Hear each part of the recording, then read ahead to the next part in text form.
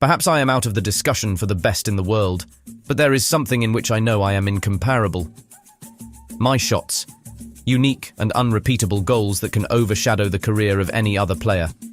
From the impossible free kicks to the shots from distance that left spectators breathless, each goal I scored carried my distinctive stamp. My left leg was a lethal weapon, capable of changing the destiny of a match in an instant. Throughout my career, I have demonstrated time and again that it's not just about scoring goals, but doing so in a way that leaves an indelible mark in the history of soccer. My name is Roberto Carlos, and this is my story. I was born in Garça, Brazil, in 1973, in a humble family of 8 siblings. From a young age, I showed a special talent for soccer, playing barefoot on the dusty streets of my town. At 12, I joined the junior team of Club Atlético Mineiro, and by 16, I was already in the professional team. Thus began my path towards a legendary career in soccer. I will tell you about those very special years in my career. In 1996, I made the big leap from Inter Milan to Real Madrid, a change that would mark a glorious stage of 11 years with the Spanish giants. I became a fundamental piece of Real Madrid's defense, known for my offensive power and unstoppable free kicks. We played spectacular soccer and achieved glory in the UEFA Champions League 1997-98. The first of 3 titles I won with the club. Internationally, I was a pillar in the Brazilian national team those years. I participated in the FIFA World Cup of 1998, where we reached the final, although we ended up as runners-up against France. Despite that, I was recognized for my performance in the tournament and was named in the All-Star team. But one of the moments that fans remember most was that free kick goal against France in 1997. It was an impossible goal, defying the laws of physics with the incredible curve that I put on the ball. Even today, people mention that goal to me as one of the most iconic moments in football history, and I am proud to have left my mark in that way. Between 1998 and 2000, my career as a footballer reached new heights, consolidating my status as a sport legend. At Real Madrid, I continued to be a pillar in defense, contributing to the team's dominance in the Champions League. In the year 2000, we won the title for the 2nd consecutive time, a feat that filled the entire club and our fans with pride. In addition, this period marked the beginning of the legendary Galáctico team of Real Madrid, where I had the honor of playing alongside great stars such as Luis Figo and Ronaldo, forming a team that seemed unstoppable. In the 2000-2001 season, my presence was key both in Real Madrid and the Brazilian national team. At Real Madrid, I contributed to the LaLiga title by standing out for my offensive and defensive play, in addition to helping in the victory in the Supercopa de España. The year 2002 was a high point in my career. Though Real Madrid reached the Champions League final, unfortunately, we could not lift the title, falling against Bayer Leverkusen in an exciting match. Throughout the competition, I contributed with my characteristic style, both in attack and defense, being a key player for the team. My offensive incursions and my defensive solidity were highlighted throughout the tournament. However, the real milestone of that year came at the international level, with the World Cup in Korea and Japan. In the Brazilian national team, I was a fundamental pillar, leading the defense alongside great names like Cafu, Lucio, and Roque Jr. My performance in the tournament was marked by iconic moments like my fantastic free kick goal against France in the quarterfinals, an exhibition of my unmatched technique and power. That goal continues being remembered as one of the most memorable moments in the history of the World Cups. After the victory in the World Cup, I was recognized individually by being included in the ideal team of the tournament and by receiving the FIFA World Player of the Year award, establishing myself as the best left-back in the world at that time. This recognition was a testament to my dedication and excellence on the field throughout the season. The year 2003 was a period of consolidation for me, solidifying my position as one of the best players in the world. Real Madrid dominated the 2002-2003 La Liga season, winning the title with an impressive total of 86 points, the highest in the club's history until that time. As a fundamental part of the defense, I contributed solidity and balance to the team, contributing to success in the Spanish league. In the 2003-2004 season, unfortunately, we could not retain the La Liga title with Real Madrid, finishing in 2nd place behind Valencia CF. Despite this result, I maintained my consistency and played an important role in the defense, contributing my experience and commitment in each match. In the Champions League, we suffered a disappointing elimination in the quarter-finals against Juventus. It was a hard blow for the team, but it also served as learning and motivation for future European competitions.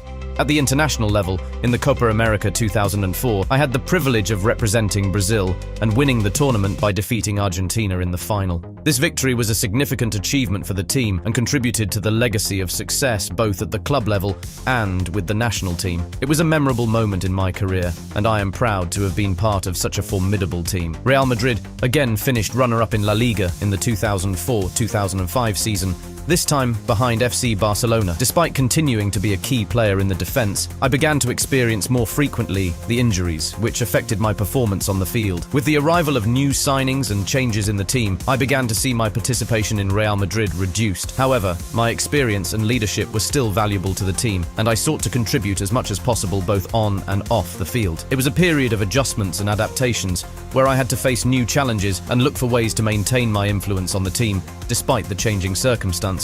The year 2006 marked the end of an era both for me at Real Madrid and in the Brazilian national team. In my last season with Real Madrid, I had the honor of lifting the La Liga title for the 4th time in my career.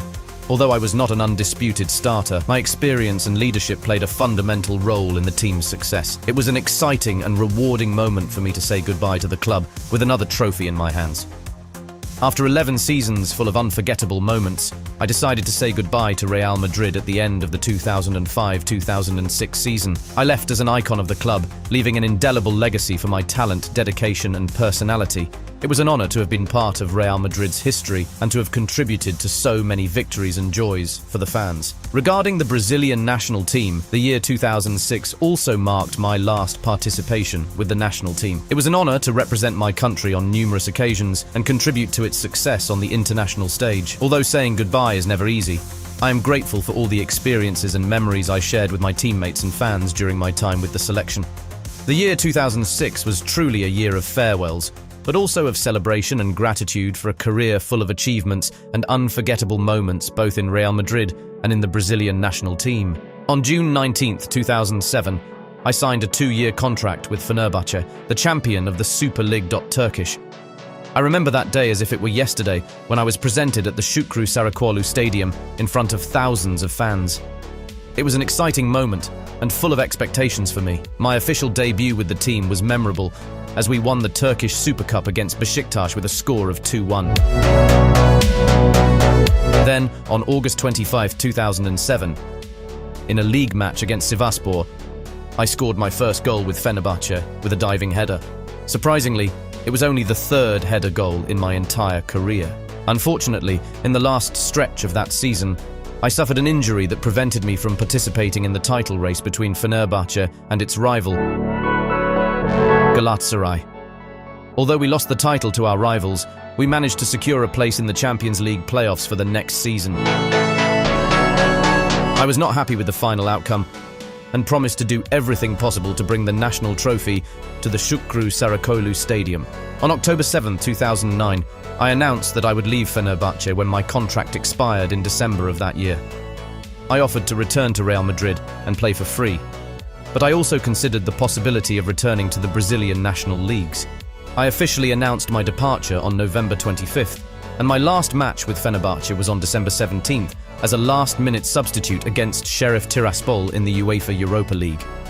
It was a bittersweet moment, but I am grateful for the experience and support received during my time at the Turkish club.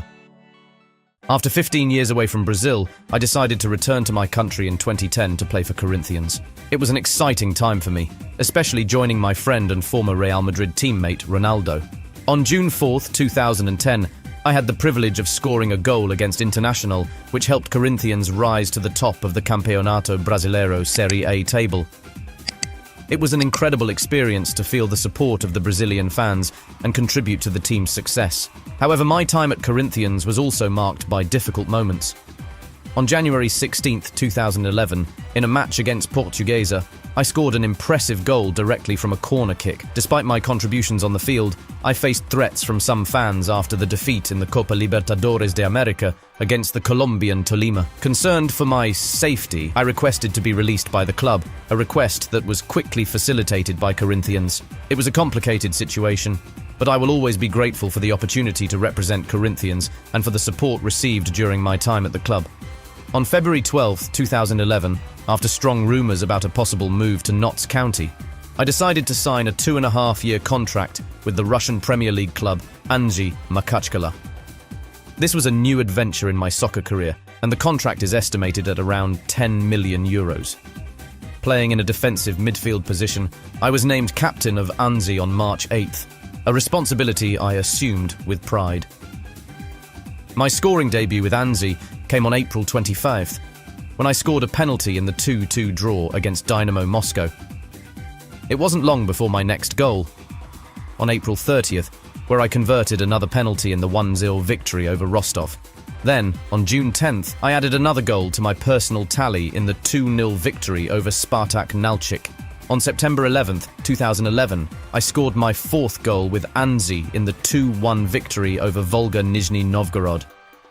During my first season with the club, I played 28 matches and scored 5 goals, thus contributing to the team's success. However, my time in Russia was also marked by challenging experiences. In March 2011, in a match against Zenit St. Petersburg, I was the victim of an act of racism when a fan held a banana near me while I participated in a ceremony. This sad reality of racism in football became evident again in June, in a match at Krylia Sovetov Samara, when a banana was thrown onto the field while I was about to receive a pass from the goalkeeper. Despite these challenges, I continued to give my best on the field and worked hard to contribute to the success of Anzhi. My commitment to the club continued even after my retirement as an active player. In August 2012, the Anzhi coach, Gus Hiddink, confirmed my retirement at a press conference in Moscow and praised my career as a world-class football player. Although my time in Russia had its ups and downs, I am grateful for the opportunity to have been part of the history of Anzhi Makhachkala. After my retirement as a player, I ventured into sports management, starting as an interim coach at Anzhi Makhachkala in 2012, although my time was brief due to differences with the board. Then I took the role of coach in Turkish teams, such as Sivasspor and Akhisarspor, before exploring opportunities in Qatar. Although these negotiations did not come to fruition, I found a new challenge as head coach of Odisha FC in the Indian Super League in 2015, where I sought to contribute to the development of football in the country and to the team's success. Since 2016, I have been an integral part of the infrastructure of the club from Madrid. I started as an image ambassador of Real Madrid and trainer of the lower categories. Later, I assumed the role of commentator and analyst on Real Madrid television, a position I still hold today. I continued performing my role as an ambassador of Real Madrid, actively participating in club events and maintaining a strong connection with the institution. In addition, I collaborated on various projects and campaigns, such as EA Sports' The Beautiful Game initiative, and continued my social commitment by participating in events and charitable campaigns for UNICEF and other organizations. Keeping active in the world of football, I participated in interviews, sporting events, and other sport-related projects. Although I have not resumed the technical direction of a professional team, my influence in the football domain continues to be prominent, being recognized as a global football icon for my talent, dedication, and the memorable free-kick goals that marked my career.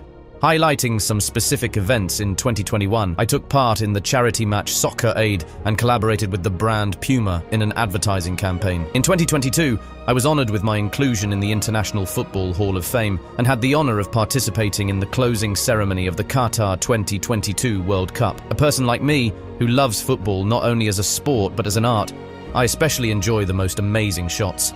As a commentator, I become the first spectator, eager to witness any glimmer of the same magic I used to display. Who do you think embodies that magic today? My magic.